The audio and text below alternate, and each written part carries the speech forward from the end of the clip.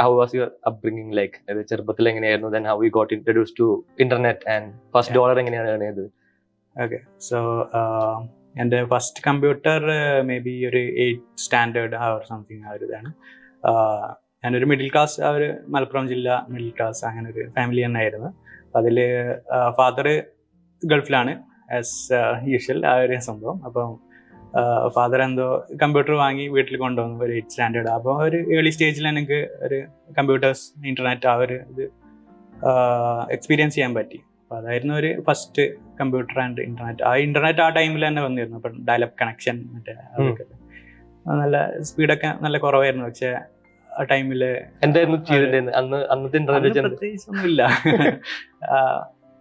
ഇതൊക്കെ തന്നെ means നമ്മളായിരുന്നു main ഫാമിലിയിലെ ഒരു കമ്പ്യൂട്ടർ ഗൈ എന്ന് പറഞ്ഞാൽ. അപ്പോൾ അതിൽ അങ്ങനെ എന്താ ചെയ്യേണ്ട കാര്യങ്ങൾ, പിന്നെ പുറത്ത് ഉള്ളവർക്ക് വീഡിയോ കോൾ ചെയ്യലുണ്ട്, അതൊക്കെ സ്കൈപ്പും യാഹു അങ്ങനത്തെ കാര്യങ്ങളൊക്കെ തന്നെ.